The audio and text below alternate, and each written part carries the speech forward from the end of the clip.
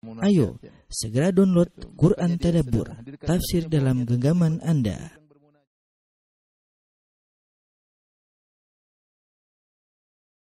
Bismillahirrahmanirrahim. Assalamualaikum warahmatullahi wabarakatuh. Alhamdulillahi ala ihsanih wa syukru lahu ala taufiqihi wa amtinanih. Asyhadu an la ilaha illallah dahu la syarika lahu ta'ziman li sya'nih. Wa asyhadu anna Muhammadan abduhu wa rasuluhu da'ila ridwanih. Allahumma salli alaihi wa ala alihi wa ashabi wa ikhwani. Para pemirsa yang dirahmati oleh Allah Subhanahu wa taala, kita lanjutkan bahasan kita mentadabburi ayat-ayat dari surah Thaha dan kita sampai pada ayat ke-83.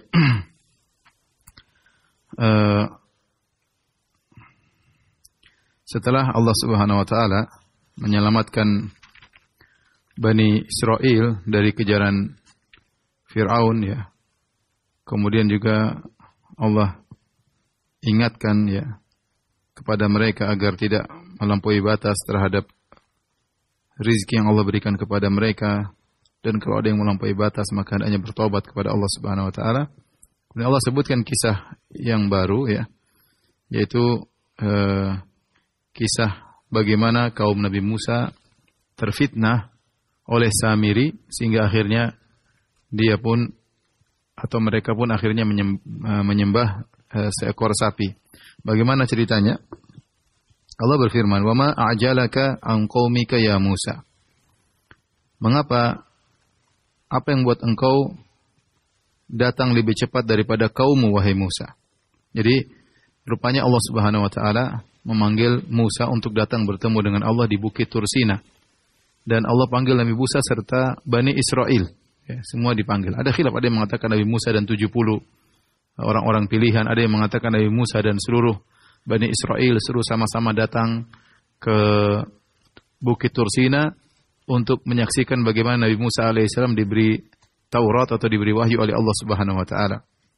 Ternyata Nabi Musa alaihissalam datang lebih cepat daripada jadwal, ya. Jadwalnya sudah ditentukan, Nabi Musa datang lebih dulu. Sehingga dia mendahului kaumnya pergi ke sana. Maka Allah bertanya, "Ama a'jalaka an qaumika ya Musa?" Apa yang buat kau bersegera datang lebih dahulu daripada kaummu? Nabi Musa menjawab, "Qala hum ula'i ala asari wa ajiltu ilaika rabbi litarda." Kata Nabi Musa, sungguhnya kaumku mereka akan menyusulku ala asari, yaitu mereka sedang menyusuli aku. Ya, ini menurut pengetahuan Nabi Musa, ya. Ternyata mereka tidak nyusul Nabi Musa, ternyata mereka masih nongkrong di tempat mereka. Maka Nabi Musa mengira mereka mengikuti Nabi Musa, dan Nabi Musa tidak tahu ilmu gaib. Makanya Nabi Musa berkata, "Hum ula'i ala athari." Mereka sedang mengikutiku, menyusulku, ya. "Wa ajiltu ilaika rabbi," dan aku bersegera kepada engkau ya Rabbku, litarda, agar kau ridha. Para ulama mengatakan bahwasanya Nabi Musa rindu, ya. Dan ini disebutkan oleh para ulama, ya, bahwasanya beliau rindu untuk segera mendengar wahyu Allah Subhanahu wa taala. Ada kebahagiaan tersendiri yang beliau rasakan tatkala mendengar firman Allah Subhanahu wa taala, apalagi mendengar langsung firman Allah Subhanahu wa taala. Itulah kerinduan Nabi Musa alaihissalam. Kita saja enggak usah dengar langsung firman Allah, sementara kita baca Al-Qur'an saja terkadang kita merasakan kebahagiaan yang luar biasa. Bagaimana lagi Nabi Musa mendengar langsung dari firman Allah secara langsung dari Allah Subhanahu wa taala, sebagaimana Allah berfirman, "Wa kallamallahu Musa taklima." Sungguh Allah telah berbicara dengan Musa dengan sebenar-benar pembicaraan, tanpa perantara, tanpa malaikat Jibril. Langsung Allah bicara dengan Nabi Musa alaihissalam, dan Nabi Musa merindukan hal tersebut sehingga dia datang sebelum waktunya. "Wa ajiltu ilaika rabbi litarda." Aku datang bersegera, ya, agar kau ridha ya Allah. Ya. Oleh karena pernah kita jelaskan juga, karena rindunya Nabi Musa alaihissalam sampai Nabi Musa setelah mendengar firman Allah ingin lihat Allah. Qala rabbi arini anzur ilaik. Sampai dia pernah berkata, "Wahai ya Allah, tunjukkanlah dirimu. Anzur ilaik, aku ingin melihat dirimu." Kata para ulama, karena Nabi Musa rindu, sudah berbicara dengan Allah, ingin lihat Allah Subhanahu wa taala, namun akhirnya Nabi Musa tidak bisa melihat Allah di dunia ini. Sehingga Nabi Musa jelaskan, "Aku bersegera litarda, agar kau ridha ya Allah." Ya. Ya, sebagian orang subhanallah rindu ingin bertemu Allah Subhanahu wa taala. Ya. Oleh karenanya dalam hadis kata Allah Subhanahu wa taala dalam hadis qudsi, ya, kata Nabi sallallahu alaihi wasallam, "Man ahabba liqa Allah, ahabba Allah liqa'ahu, Wa man kariha liqa Allah, kariha Allahu liqa'ahu. Barang siapa yang suka untuk bertemu dengan Allah, Allah pun suka ingin bertemu dengan dia. Dan barang siapa yang tidak suka bertemu dengan Allah, Allah pun tidak suka bertemu dengan dia. Ya, orang yang bertakwa, yang soleh ya, rindu untuk bertemu dengan Allah Subhanahu wa taala. Maka Allah jelaskan, ternyata yang disangka oleh Nabi Musa keliru. Kaumnya tidak sedang menyusul Nabi Musa. Kata Allah, qala fa inna qad fatanna qaumaka min ba'dika wa adallahumus samiri. Sungguhnya kata Allah, kami telah menguji kaummu. Setelah engkau pergi, kami uji mereka. Wa adallahumus samiri, dan mereka disesatkan oleh Samiri. Jadi Allah yang menguji mereka. Memang namanya kehidupan dunia adalah Allah ciptakan kita untuk diuji. Setelah Nabi Musa pergi bertemu dengan Allah bersegera, seharusnya Nabi Musa sama-sama mereka bareng-bareng. Tapi Nabi Musa karena rindu kepada Allah, beliau berijtihad sehingga beliau segera menuju ke Bukit Tursina sebelum waktunya. Ternyata ketika Nabi Musa pergi, ya Harun masih bersama, Nabi Harun alaihissalam masih bersama dengan Bani Israel. Ternyata Allah menguji mereka dan mereka disesatkan oleh Samiri. Apa ujiannya dan apa penyesatan Samiri nanti akan dijelaskan oleh Allah Subhanahu wa taala. Maka kata Allah, di sini Allah mengatakan, fa inna qad fatanna, kami telah memfitnah, yang menguji kaummu. Karena Allah yang mentakdirkan ya yang terjadi hal tersebut, meskipun yang langsung menyesatkan adalah Samiri. Yang langsung menyesatkan adalah Samiri. Taib, kata Allah, faraja'a Musa ila qaumihi ghadbana asifa. Maka Nabi Musa pun segera pulang menuju kaumnya, ya, ghadbana asifa, dalam kondisi ya marah. Asifa di sini ada khilaf di kalangan para ulama, mana asifa. Ghadbanan jelas Nabi Musa balik dalam kondisi marah. Asifan, apa makna asifan? Ada dua secara umum pendapat ahli tafsir. Ada yang mengatakan dengan sangat sedih, ya ada yang mengatakan dengan sangat marah, ya. Dengan sangat sedih, asifan, ada yang mengatakan dengan sangat marah. Kalau dari pihak ke bawah pada pihak ke atas namanya sedih. Tapi kalau dari yang berkuasa kepada yang di bawahnya, asifa artinya murka. Ya. Di sini sehingga sebagian ulama mengatakan maksudnya murka, asifan. Asifan itu kadang diartikan sedih, kadang diartikan murka. Diartikan sedih kalau pada pihak yang lemah kepada pihak yang lebih kuat, maka dia sedih. Dari pihak yang lebih kuat kepada yang lebih lemah disebut sedang murka. Ini sebagaimana disebutkan oleh Ibnu Athiyah dalam tafsirnya Al-Muharrar Al-Wajiz. Beliau menjelaskan demikian. Sebagian ulama berusaha menjamakkan, artinya Nabi Musa murka dan sedih bercampur aduk dalam benaknya.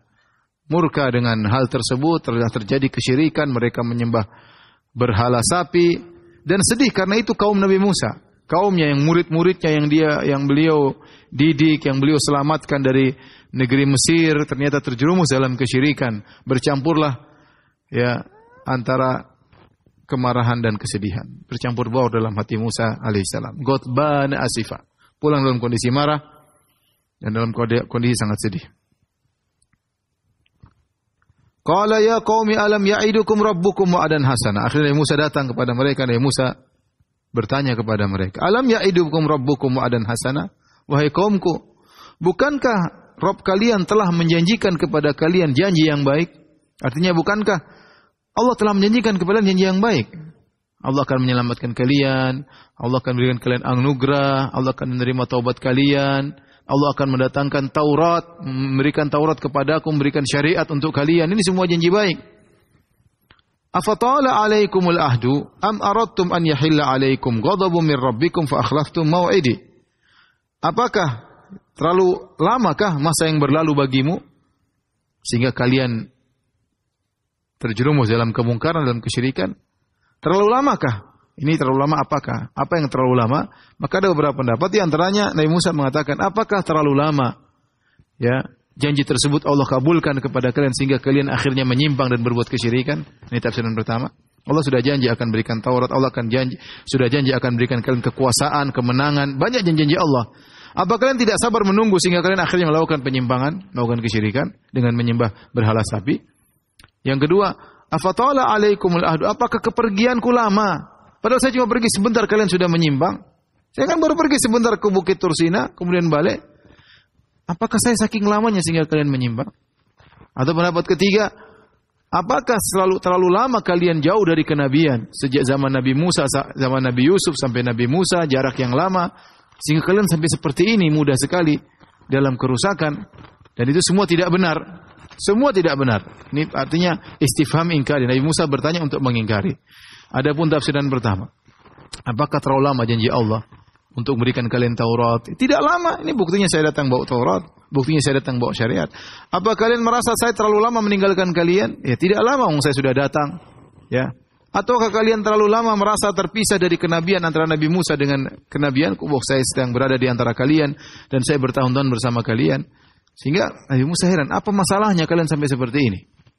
Am aradtum an yahilla alaikum ghadabun min rabbikum, atau memang kalian ingin dimurkai oleh Allah Subhanahu wa taala, dimurkai oleh Rabb kalian, fa akhlaftum mau'idi, sehingga kalian menyelisihi janjiku, ya. Artinya kenapa kalian tidak datang menyusulku? Kalian sengaja tidak datang mengikutiku, kenapa kalian tidak menyusulku kepada Bukit Tursina? Kalian ingin dimurkai oleh Allah Subhanahu wa taala. Nabi Musa dengan tegas menegur mereka. Akhirnya mereka cari-cari alasan. Qalu ma akhlafna mau'idaka bimalkina.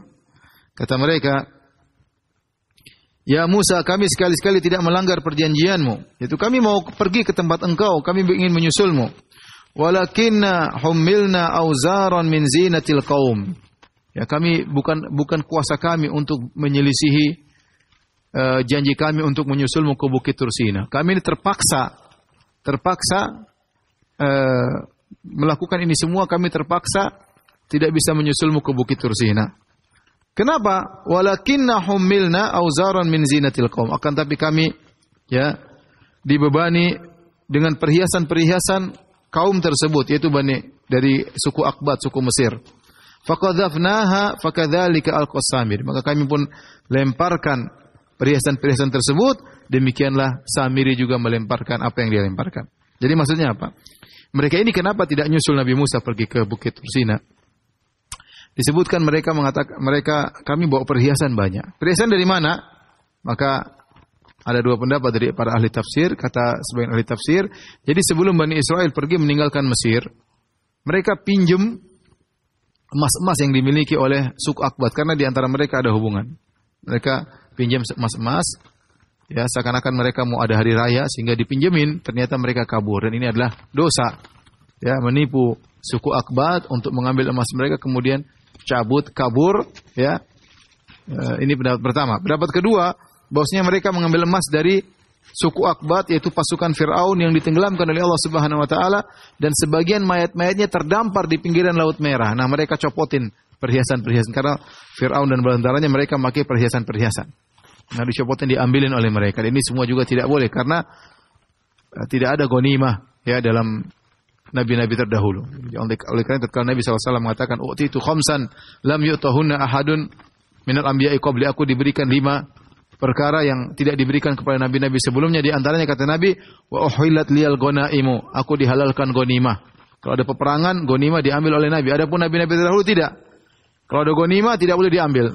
Nanti dikumpulkan ghanimah tersebut, kemudian datang api memakan, ta'kuluhun nar. Api pun memakan ghanimah-ghanimah itu, dibakar oleh Allah Subhanahu wa taala. Rupanya ketika pasukan Firaun tenggelam dalam Laut Merah, kemudian sebagian jasad-jasad dari pasukannya dilemparkan oleh lautan, di pinggir lautan, rupanya Bani Israel mengambil emas-emas tersebut tanpa sepengetahuan Musa.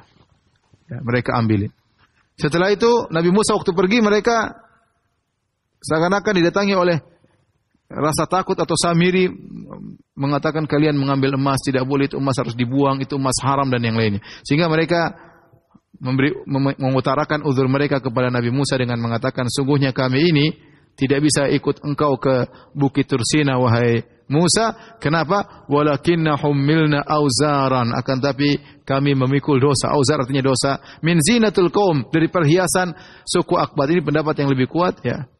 Mereka mengambil dari perhiasan dari pasukan-pasukan Firaun yang terdampar di pinggir Laut Merah. Faqadzafnaha, oleh karenanya kami lempar itu semua. Kami lempar semuanya, emas-emas yang kami ambil, ya. Fakadzalika alqasamir, dan juga Samiri juga melemparkan apa yang dia lempar. Fa akhraja lahum ijlan jasadan lahu khuwar. Jadi Samirin rupanya dia memprovokasi mereka, dia kumpulkan emas-emas mereka, kemudian dibuatlah patung sapi. Patung sapi dari emas. Dipanaskan terlebih dahulu sehingga setelah panas dibentuk menjadi sebuah patung sapi emas, ya.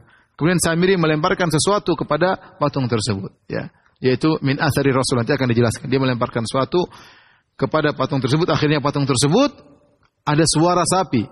Lahu khuwar, ya, fa akhraja lahum ijlan, maka Samiri mengeluarkan untuk mereka dari lubang tersebut anak lembu yang bertubuh dan bersuara.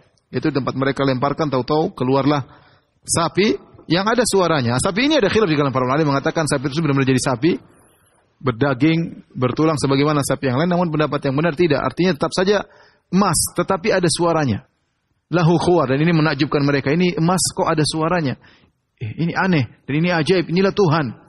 Sehingga mereka menyembah sapi tersebut. Faqalu hadza ilahukum wa ilahu Musa fanasi.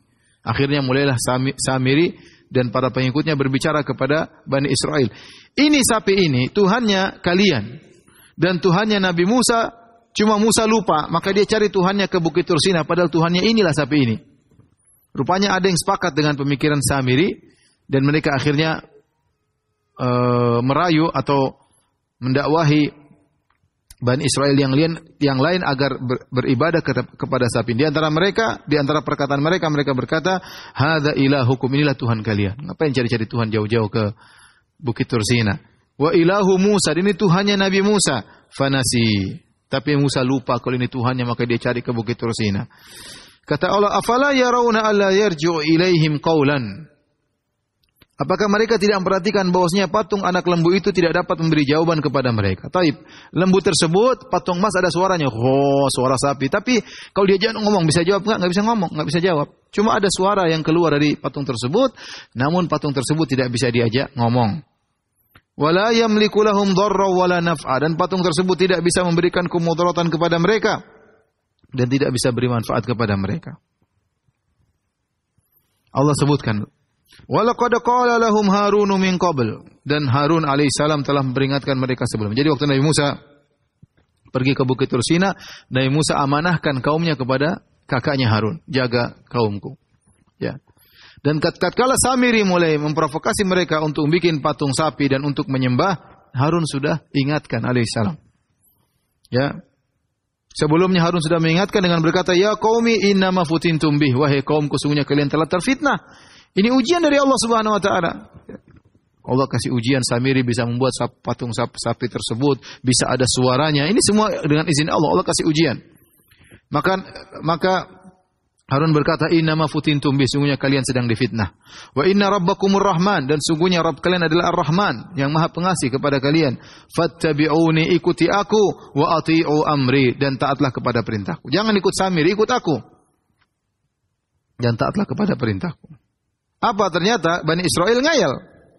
Kata mereka, qalu lan nabraha alaihi akifina hatta yarji'a ilaina Musa. Kata mereka, kami tidak akan meninggalkan sapi ini. Kami akan terus menyembah sapi ini sampai Musa datang kepada kami. Sampai Musa datang kepada kami. Akhirnya, ini ceritanya demikian. Akhirnya Musa datang. Musa datang kepada mereka. Kemudian Musa datang kepada Harun, menegur kakaknya Harun. Musa berkata, ya Harun, ma mana'aka idh ra'aitahum dhallu. Wahai Harun, apa yang mencegah engkau tatkala engkau melihat mereka dalam kondisi sesat? Allah tattabi'ani afa asaita amri. Mengapa engkau tidak mengikuti aku? Apakah kau sengaja mendurhakai perintahku? Nabi Musa marah kepada Harun. Ya Musa marah, kenapa kau tidak ikut aku? Apa kau bangkang terhadap perintahku, membangkang perintahku? Yaitu seakan-akan Nabi Musa mengatakan, kenapa kau tidak tinggalkan mereka? Ikuti saja aku ke Tursina. Biarkan mereka dengan sapi mereka. Ikuti aku. Bawa orang-orang yang beriman kepadaku menuju Bukit Tursina. Ini pendapat. Ada yang mengatakan seakan-akan Nabi Musa berkata, kenapa kau tidak ikut perintahku? Kalau kau lihat mereka seperti itu, bunuh mereka. Bunuh mereka, karena mereka telah melakukan kesyirikan. Dan Nabi Harun tidak mampu untuk melawan mereka. Innal qauma stad'afuni wa kadu yaqtulunani. Kata Harun kepada Musa dalam ayat yang lain, surat yang lain, mereka menganggap aku lemah dan mereka hampir membunuhku. Rupanya Nabi Harun sudah berusaha, sudah nasihat, tapi mereka ngeyel. Dan mereka kuat. Nabi Harun tidak sekuat Nabi Musa alaihissalam. Dan mereka lebih hormat kepada Nabi Musa daripada Nabi Harun. Bahkan kata Nabi Harun, wa kadu yaqtulunani. Dan mereka hampir bunuh aku, kata Nabi Harun. Saking marahnya Nabi Musa, kata Allah dalam ayat yang lain, fa akhadha bi ra'si akhihi yajruhu ilaih. Maka Nabi Musa pegang kepala Harun, ditarik kepada dia. Ya Harun, subhanallah, dipegang kepala Harun, ditarik. Dalam ayat ini Nabi Musa memegang jenggot Harun. Ditariklah kepala Harun dan jenggot Harun ditarik ke depan dia. Wahai Harun, kenapa kau tidak ikuti aku? Seakan-akan demikian. Itu Nabi Musa seperti gemes kepada Harun, ya, alaihissalam. Ya. Apa kata Nabi Harun alaihissalam? Qala ya bana umma la ta'khudh bi lihyati wala bi ra'si. Wahai adikku, wahai putra ibuku. Bayangkan Harun sampai bilang begitu. Wahai putra ibuku. Nabi Musa lagi marah. Wahai putra ibuku, jangan kau pegang jenggotku dan jangan kau pegang kepalaku. Jadi pegang jenggot dan kepala dipegang. Nabi Harun berjenggot, pegang. La ta'khudh bi lihyati wala bi ra'si. Jangan kau pegang jenggotku dan jangan kau pegang kepalaku. Inni khasyitu an taqula farraqta baina bani Israil. Kenapa saya tidak pergi bersama engkau? Kenapa tidak nyusul kepada engkau? Nyusul engkau di Bukit Tursina? Aku khawatir engkau akan berkata, wahai Harun, kau telah memecah belah Bani Israil, walam tarqubu qawli, dan kau tidak memelihara amanahku. Artinya Harun berijtihad. Dia berfikir kalau dia pergi sendiri meninggalkan mereka yang menyembah berhala akan terjadi kekacauan, terjadi pertumpahan darah atau mereka tambah syirik dan yang lainnya, ya. Jadi Nabi Harun bersiap untuk tetap dia tinggal, dia tidak pergi karena kalau dia pergi berbahaya ini kaum ngayal, berani, nekat dan akhirnya bisa jadi pertumpahan darah di antara mereka. Atau kalau Nabi Harun membawa sebagian orang-orang beriman dan yang menyembah berhala dibiarkan, berarti telah terpecah belah antara kaum Bani Israel, ada yang beriman, ada yang syirik. Dan itu yang dikhawatirkan oleh Nabi Harun. Aku khawatir kau berkata, farraqta baina Bani Israel, kau telah memecah belah ke Bani Israel. Sehingga ini semua sebab-sebab ini menjadikan Nabi Harun berijtihad untuk tidak menyusul Musa dan berusaha memperbaiki kaum ini. Beramar ma'ruf kepada mereka, bernahi mungkar. Ya. Ini ijtihad Nabi Harun alaihissalam. Akhirnya Musa pun sadar. Ya, artinya kakaknya Harun sudah berusaha. Ya, kakaknya Harun sudah berusaha. Taib. Setelah itu Nabi Musa menghadap ke Samiri. Qala fama khatubuka ya Samiri? Wahai Samiri, apa yang buat kau melakukan ini semua?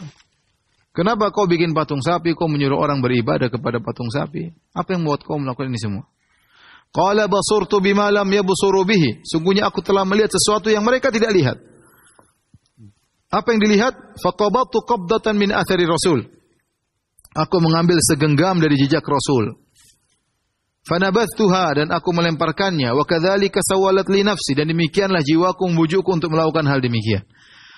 Ahli tafsir, mayoritas ahli tafsir mengatakan, maksud Samiri, jadi suatu hari Samiri melihat Jibril datang kepada Nabi Musa alaihissalam, naik kudanya. Ketika Jibril naik kuda, begitu kuda Jibril pergi terbang, ya, atau pergi meninggalkan Nabi Musa, maka kelihatan warna hijau di bekas kaki kudanya Jibril. Sehingga terbetik dalam dirinya, kata dia, kadzalika sawwalat li nafsi, nafsu jiwaku membujukku, yaitu timbul dalam benakku bahwasanya apa yang di bekas dari pijakan kudanya Jibril akan memberikan kehidupan. Maka aku pun mengambil pasir tersebut dari bekas pijakan kaki kuda Jibril sebelum terbang ke langit. Maka saya pun ambil bekas tersebut. Makanya ketika mereka membuat patung sapi, saya lemparkan pasir tersebut kepada sapi. Ternyata ada suaranya. Ya, tentu ini semua atas izin Allah Subhanahu wa taala. Dan dia mengakui, wa kadzalika sawalat nafsi, demikianlah jiwaku mendorongku untuk melakukan demikian. Ya. Akhirnya Nabi Musa menghukum dia. Nabi Musa berkata, qala fadhhab fa inna laka fil hayati an taqula la misas. Pergilah engkau wahai Samiri, sungguhnya selama kau hidup engkau berkata la misas. Kau hanya mengatakan la misas. La misas maksudnya tidak ada sentuhan. Maksudnya apa? Kau tidak bisa menyentuh orang dan orang tidak boleh menyentuh kau. Kau tidak bisa menyentuh orang dan orang tidak bisa menyentuh engkau. La misas, tidak ada sentuhan. Saya ulangi, la misas artinya kau tidak bisa menyentuh dan kau tidak bisa disentuh. La misas, tidak ada sentuhan sama sekali. Di sini la nafiyatil jins dan misas isim la nafiyatil jins. Jadi artinya tidak ada sentuhan sama sekali. Selama hidupmu demikian. Kau tidak bisa menyentuh dan kau tidak bisa disentuh. Maka diusirlah oleh Nabi Musa alaihissalam Samiri. Wa innalaka mau'idan lan tukhlafah. Dan sungguhnya engkau bagimu ada hukuman yang kau tidak akan bisa lolos darinya. Itu hari kiamat kelak akan diazab dengan azab yang pedih. Wanzur ila ilahika alladhi dhalta alaihi akifa. Lihatlah kepada Tuhanmu yang kau senantiasa nongkrong di situ, i'tikaf di sapi tersebut. Lanuharriqannahu, sungguh aku akan benar-benar membakarnya. Tsumma lanansifannahu, dan aku akan menghamburkannya fil yammi, di lautan, nasfa. Dan aku akan menjadikan dia terhambur berserakan di lautan. Innama ilahukumullahu alladzi la ilaha illahu. Dan ini yang dijadikan dalil oleh sebagian ulama bahwasanya sapi tersebut setelah dilempar dengan debu bukan cuma patung sapi, benar-benar jadi sapi beneran, bertulang, berdaging, sehingga tatkala Nabi Musa bakar bisa menjadi debu untuk ditebar. Ini khilaf saya katakan tadi, apakah sapi yang dilemparkan oleh pasir oleh Samiri berubah menjadi benar-benar sapi, ya? Ataukah patung emas yang ada suaranya? Sebenarnya mengatakan yang kuat adalah pendapat yang mengatakan patung tersebut bukan jadi daging, tapi jadi patung. Sehingga mereka kalau jadi sekedar sapi mungkin mereka tidak sembah. Tapi ini patung menakjubkan, patung dari emas tapi ada suaranya. Tapi Nabi Musa bakar, kemudian Nabi Musa hancurkan dan Nabi Musa tebarkan sisa bakaran tersebut ke lautan. Innama ilahukumullahu alladzi la ilaha illahu. Sungguhnya Tuhan kalian hanyalah Allah yang tidak ada sembahan yang berhak disembah kecuali Allah. Wasi'a kulla syai'in ilma. Dan ilmu Allah meliputi segala sesuatu. Para pemirsa yang dirahmati Allah Subhanahu wa taala, inilah yang ingin kita sampaikan pada kesempatan kali ini. Kita akan mengambil beberapa faedah dari ayat-ayat ini. Di antaranya bahwasanya Nabi Harun berjanggot, ya, jenggotnya ada, ya. Nabi Harun berjenggot dan inilah fitrah para anbiya. Oleh karenanya Nabi Harun berjenggot, ya. Nabi Muhammad sallallahu alaihi wasallam berjenggot juga, ya.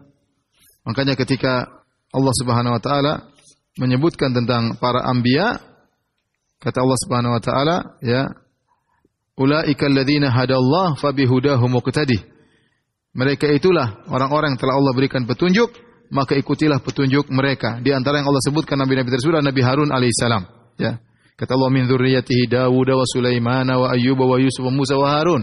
Dan di antara keturunan Ibrahim adalah Dawud, Sulaiman, Ayub, Yusuf, Musa dan Harun. Kemudian di akhir ayat kata Allah, "Fabihudahum muqtadih." Ikutilah petunjuk mereka. Dan di antara petunjuk mereka adalah mereka berjenggot. Oleh karena Nabi sallallahu alaihi wasallam mengatakan di antara al-fitrah, di antara fitrah adalah jenggot. Jenggot adalah fitrah, ya. Oleh karenanya para anbiya mereka berjenggot. Di antaranya Nabi Harun, ya. Dan jenggotnya panjang, tentunya Nabi Harun jenggotnya panjang. Buktinya bisa digenggam oleh Nabi Musa. Kalau jenggotnya pendek kan enggak bisa digenggam. Kata Nabi Harun, "Ya bna umma la ta'khudh bi lihyati wala bi ra'si." Jangan kau pegang jenggotku dan kau pegang kepalaku. Jadi tarik ini. Berarti jenggot Nabi Harun jenggotnya panjang. Ini dalil bahwasanya seorang mengikuti fitrah, ya, hendaknya memelihara jenggot, ya. Oleh karenanya bahkan kaum Nasara tatkala menggambar Nabi Isa, mereka menggambarkan Nabi Isa juga dengan jenggot.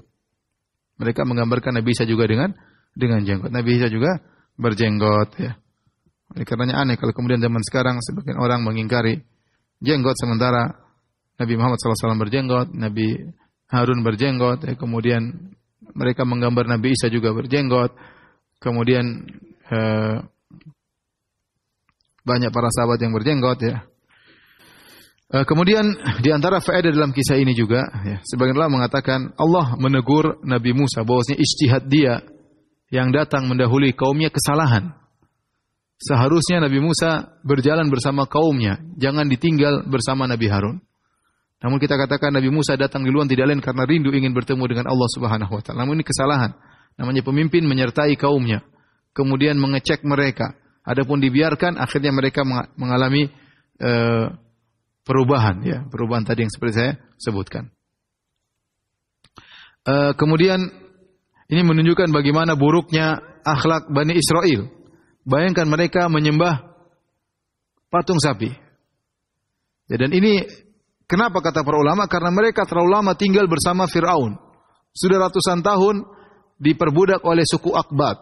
Sehingga mereka bertetangga dengan kaum musyrikin, sehingga kesyirikan adalah suatu hal yang biasa. Dan ini bahaya interaksi dengan orang-orang musyrikin. Kalau seperti kita tahu bahwasanya dahulu negara kita ya ada Budanya, ada Hindunya, kemudian akhirnya adat istiadat yang masih khurafat masih tersisa bagi kaum muslimin, ya. Dan interaksi dengan orang-orang misalnya yang melakukan kesyirikan menjadikan kesyirikan itu suatu hal yang biasa, ya.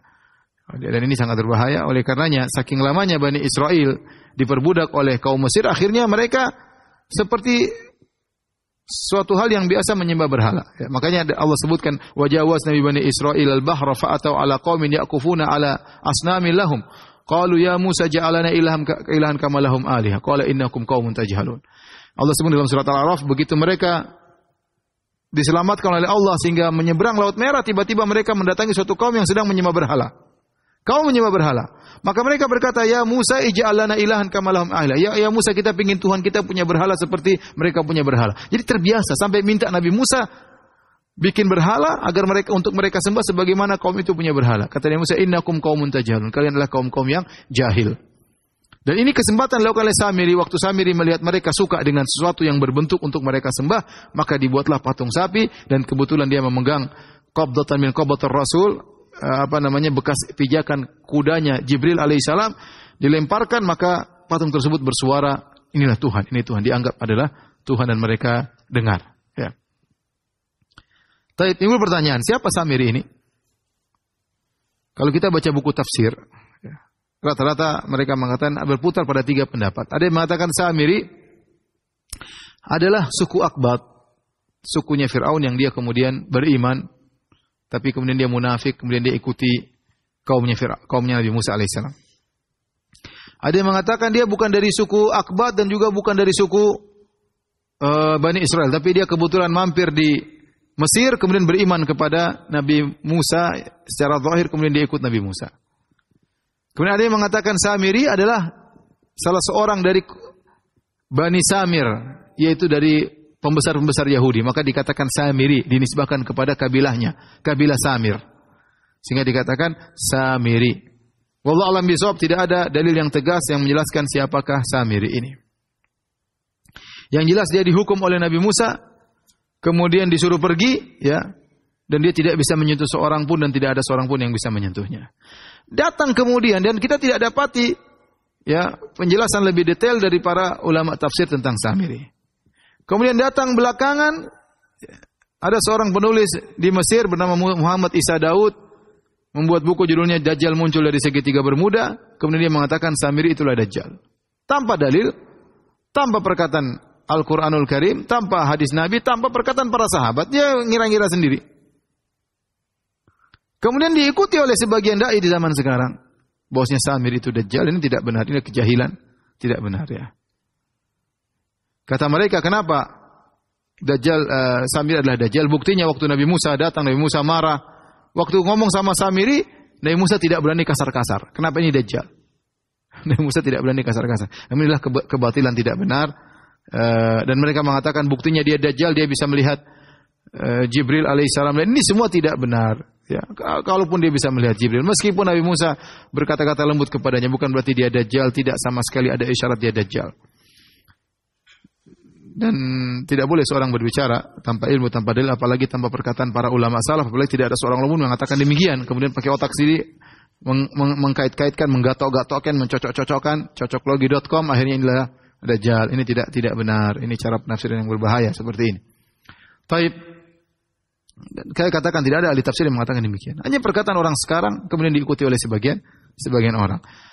Di antara dalil bahwasanya Samiri bukan Dajjal, di antaranya dalam satu hadis kata Nabi sallallahu alaihi wasallam, "Ma ba'atsallahu nabiyyan illa anzara qaumahum min fitnatil dajjalil a'war." Atau kama qala Nabi sallallahu alaihi wasallam, tidak ada satu nabi pun, ya, yang Allah utus kecuali memperingatkan umatnya dari bahaya Dajjal. Kalau Samiri Dajjal tentu Nabi Musa sudah ingatkan. Sejak awal ini Dajjal ngapain sama kita? Suruh pulang sana ke kampungnya. Ya. Sejak awal.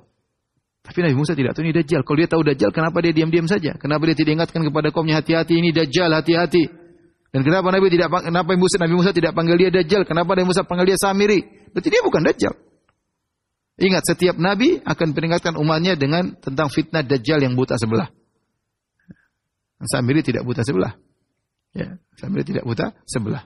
Adapun dia bisa melihat malaikat Jibril, sahabat lain juga ada melihat malaikat Jibril. Dalam banyak hadis sahabat melihat malaikat Jibril. Tidak menunjukkan bahwasanya dia kemudian adalah seorang Dajjal bisa melihat malaikat. Ya. Malaikat tatkala menjelma menjadi manusia banyak yang bisa lihat. Kemudian di antara hukuman Allah kepada Samiri melalui Nabi Musa alaihissalam yaitu fadhhab fa inna laka fil hayati an taqula la misas. Pergilah engkau wahai Samiri dan kau di dunia ini la misas, tidak ada yang bisa menyentuhmu. Kau tidak bisa menyentuh dan kau tidak bisa tersentuh. Ini hukuman. Sampai dia mati demikian. Sehingga dia manbuz. Terbuang. Tidak ada yang bisa menyentuh. Dia tidak bisa disentuh oleh seorang pun. Itu hukuman Allah baginya. Sampai dia meninggal dunia. Sementara kalau kita baca tentang Dajjal. Ya, bahwasanya Dajjal akan bercampur dengan orang-orang. Dia akan pergi keluar dari Khurasan. Kemudian mampir ke Teheran. Ya. Kemudian mampir ke daerah Iran. Kemudian keluar 70.000 Yahudi bin Asbahan di Iran ya. Kemudian 7.000. Jadi dia bercampur dengan manusia, diikuti punya pengikut, bahkan disebutkan dia bertemu dengan seorang pemuda dari kota Madinah, kemudian dipeganglah pemuda tersebut. Kemudian diingin disembelih namun tidak bisa. Berarti dia menyentuh dan dia disentuh. Sementara Samiri dikatakan fa innalaka fil hayati an takuna la misas. Selama kau hidup kau tidak bisa menyentuh dan kau tidak bisa disentuh. Berarti bertentangan dengan ayat ini. Kemudian bukankah Dajjal tugas dia adalah ngaku sebagai Tuhan.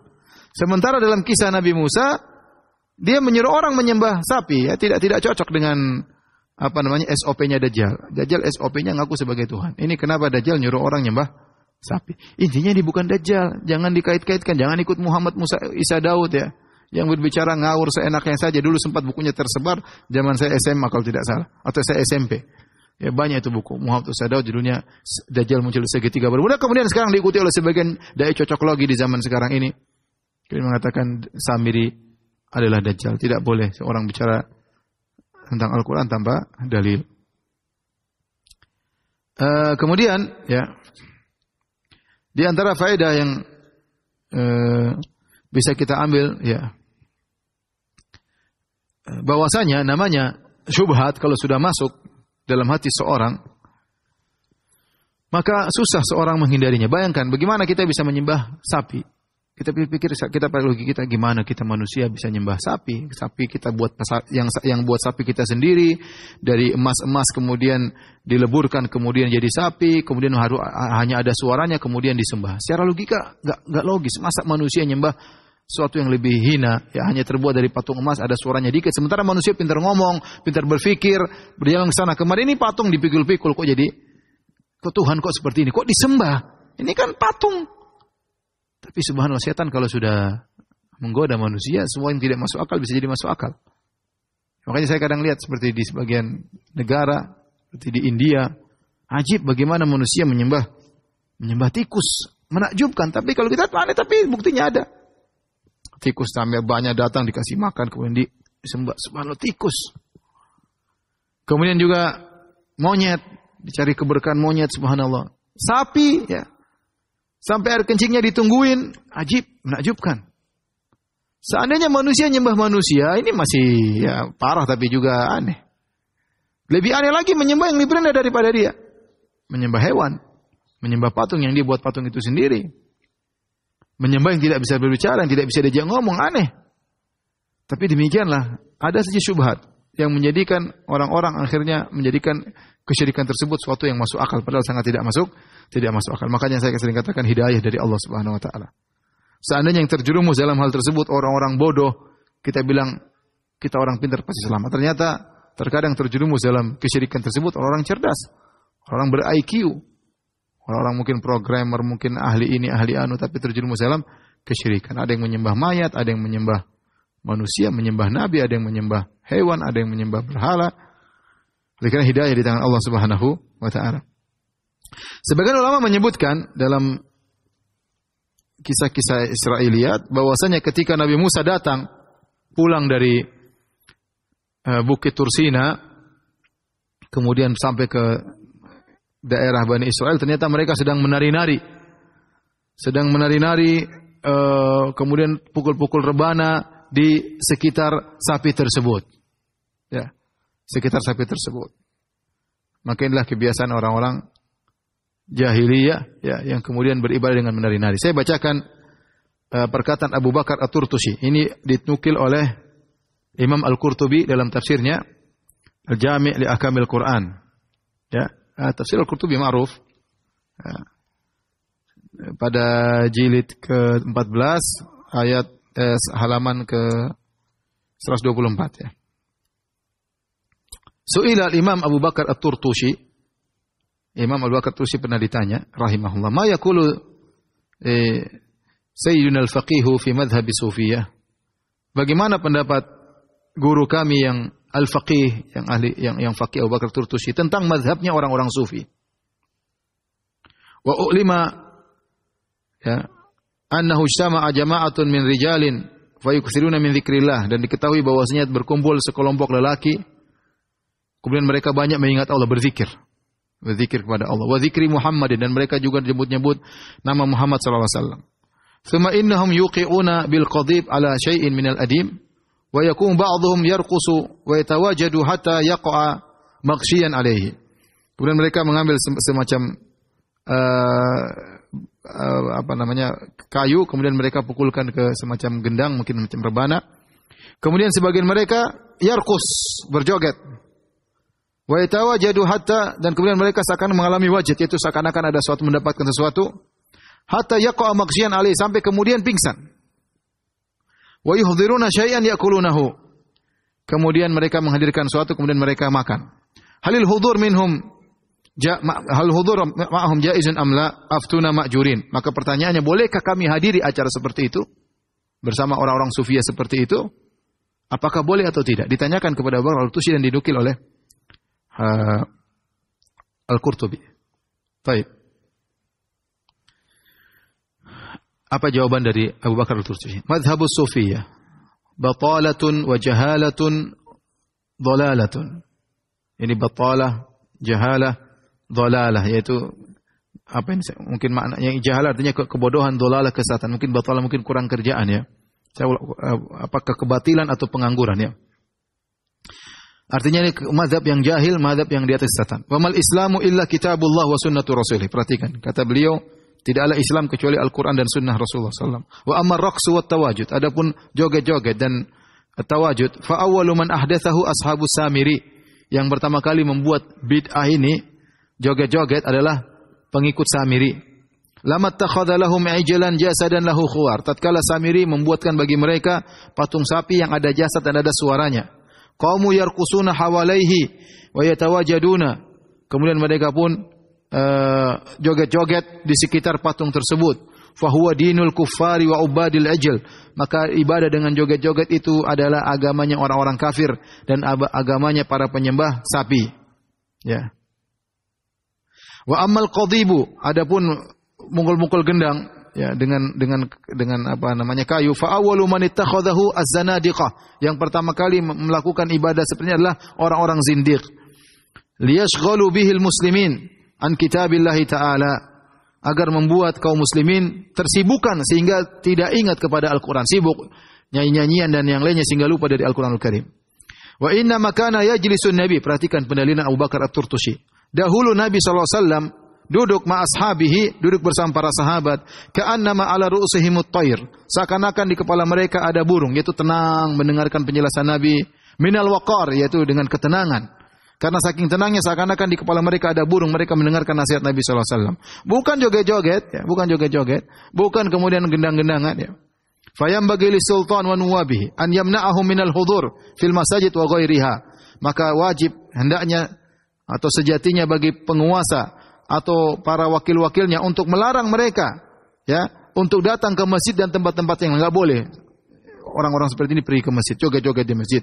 Wala yahilu li ahadin yu'minu billahi wal yawmil akhir an yahdhura ma'ahum, dan tidak halal bagi seorang pun yang beriman kepada Allah dan hari akhirat untuk hadir bersama acara mereka. Wala yu'inuhum ala batilihim, dan tidak boleh membantu mereka dalam kebatilan mereka.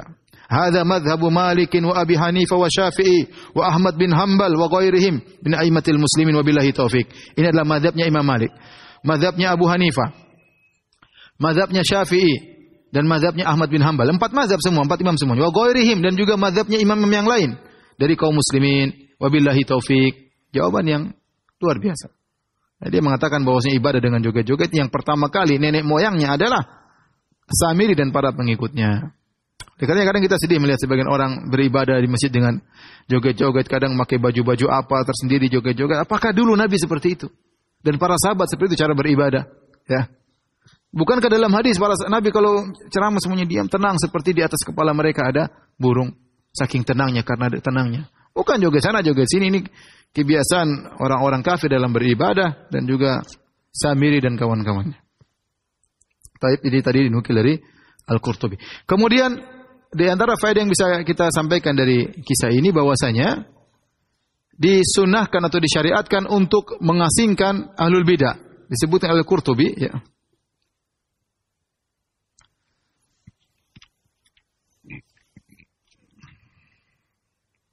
Saya bacakan perkataan Imam Al-Qurtubi rahimahullahu taala.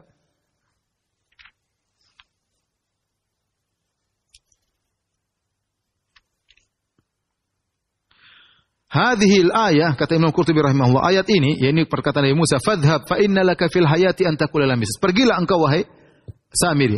Kata, selama kau masih hidup tidak ada yang bisa menyentuhmu dan kau tidak bisa disentuh oleh seorang pun. La misas, tidak ada sentuhan. Kata Imam Qurtubi mengomentari ayat ini, hadhil ayah aslun fi nafi ahlil bid'ah wal ma'asi wa hujranihim. Ini adalah ayat merupakan asal atau dalil untuk menafikan ahlul bid'ah dan para pelaku maksiat dan menghajar mereka. Wa alla yukhalatu, dan agar mereka tidak boleh ada yang bercampur dengan mereka. Kenapa? Karena mereka bikin syubhat. Mereka ngajak orang kemaksiatan atau ahlul bidah, kemudian bikin pikiran yang salah masalah akidah. Waqad fa'ala Nabi sallallahu alaihi wasallam dzalika bi Ka'ab bin Malik wa thalathati alladziina khulifu, dan Nabi pernah melakukan hal ini, praktek menghajar Ka'ab bin Malik dan 3 orang yang tidak ikut perang Tabuk, sehingga akhirnya ditunda taubatnya dari Allah Subhanahu wa taala. Tapi intinya ini dalil bahwasanya boleh kalau ada orang ternyata melakukan kerusakan maka dijauhi, tidak boleh didekati. Makanya Samiri disuruh pergi oleh Nabi Musa alaihissalam.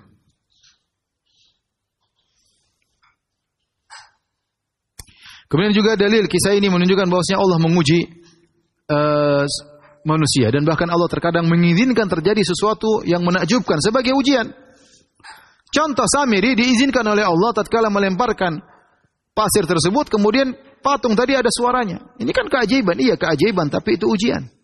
Sebagaimana Allah pernah mengutus Bibabil Harut wa Marut, Allah utus untuk mengajarkan sihir, ujian. Sebagaimana Allah izinkan iblis untuk hidup, ujian. Sebagaimana Allah memberikan terkadang kesaktian pada tangan para dukun, para penyihir, semua sebagai ujian. Ya. Oleh karenanya hidup ini adalah ujian. Kita suruh beriman kepada Allah Subhanahu wa taala, mentauhidkan Allah, atau kita terpedaya dengan keajaiban-keajaiban tersebut. Ya.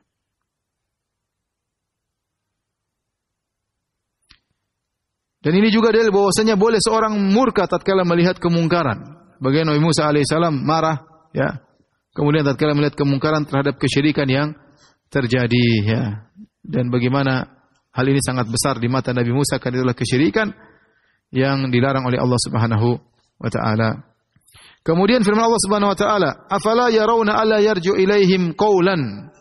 Tidakkah mereka melihat bahwasanya sapi yang mereka sembah tersebut tidak bisa mengajak ngomong mereka?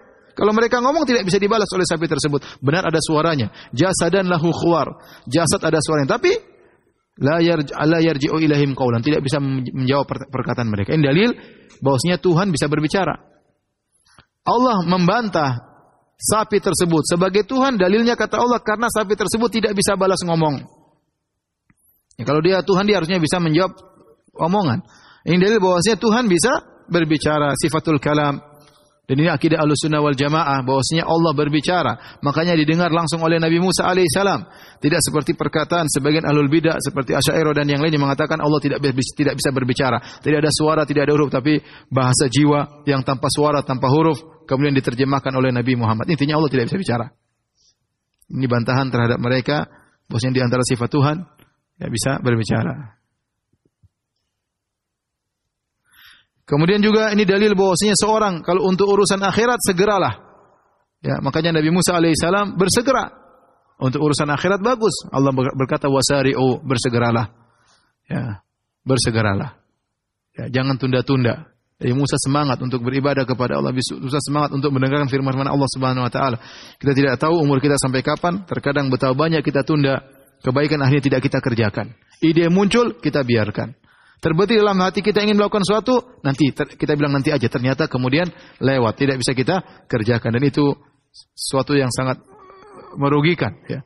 Allah sudah kasih kita hidayah untuk semangat melakukan sesuatu, kemudian kita tinggalkan. Lihatlah Nabi Musa, wa ajiltu ilaika rabbi, aku semangat ya, aku semangat. Semangatnya Nabi Musa tidak diingkari oleh Allah, cuma salah dalam hal ini karena dia meninggalkan kaumnya. Tapi semangat dia untuk segera bertemu dengan Allah, maka itu adalah suatu kebaikan.